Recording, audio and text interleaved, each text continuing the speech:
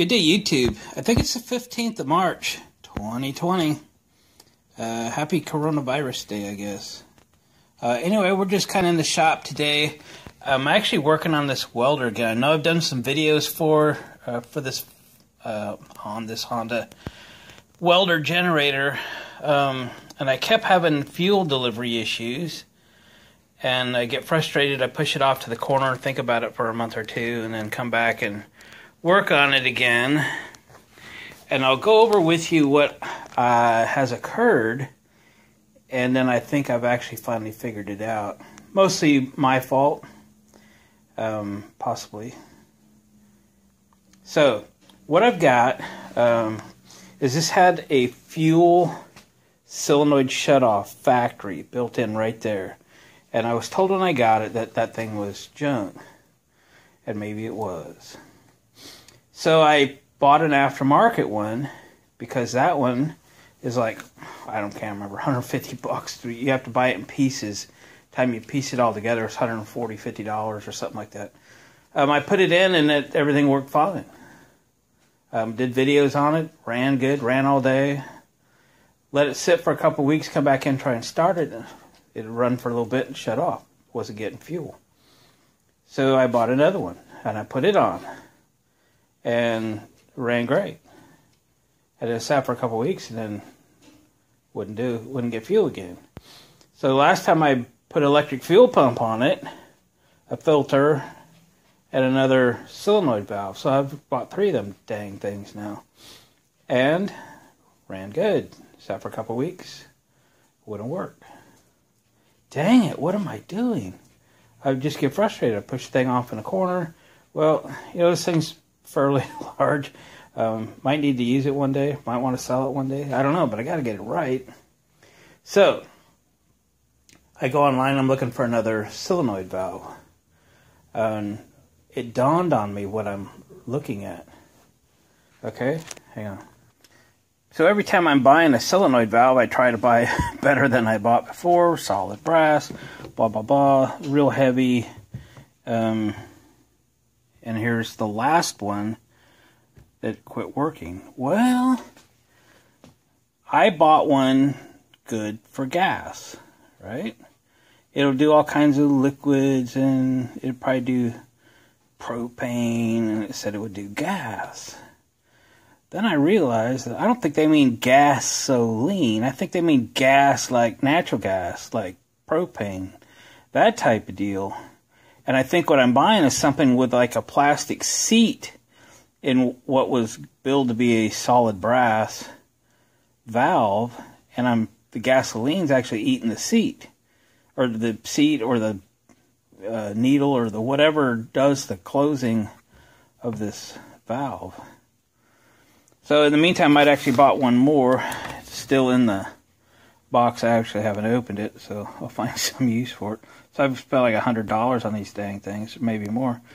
And once again, the information when I go to buy the thing says it's good for gas. Well, yeah, natural gas maybe.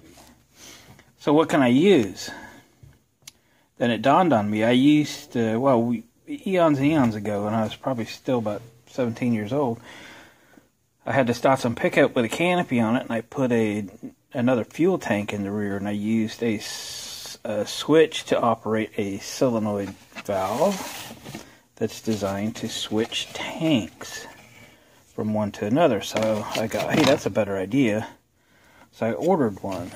Here's a number. Focus, valve at V1. So you should be able to get this most anywhere. I just bought it on Amazon.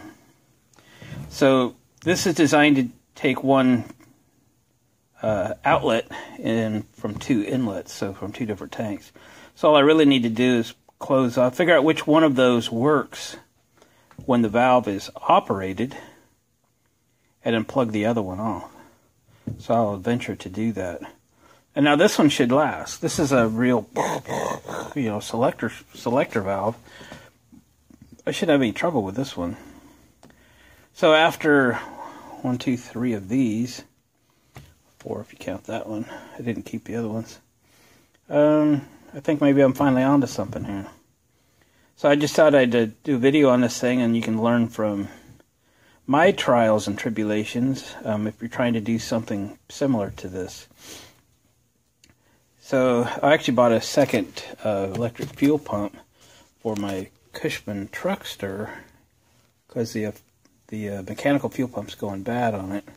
I think I'll take the fuel pump out of the generator today. I'll show you.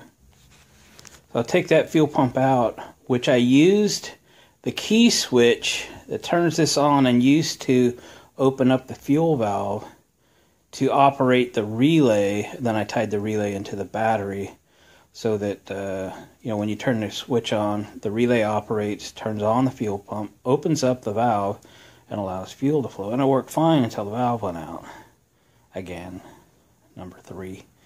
So I think it's time I took the fuel pump out, because this is gravity feed.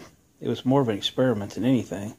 And redo this with that selector valve instead of the other solenoid valves, and see if this thing will once finally work like it's supposed to without all this stuff in place.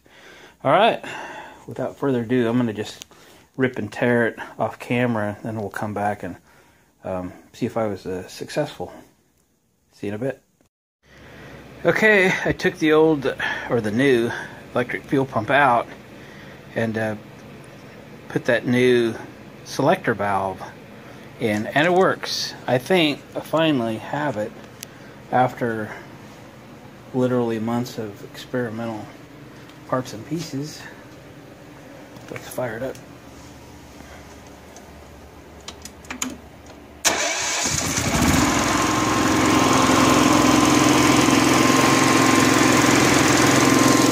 Adam. Sounds good, doesn't it? Come here.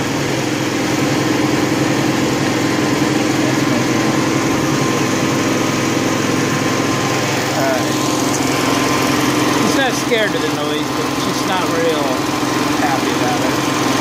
I think I'll run this for a while with the door open, but for right now it's getting kind of cute.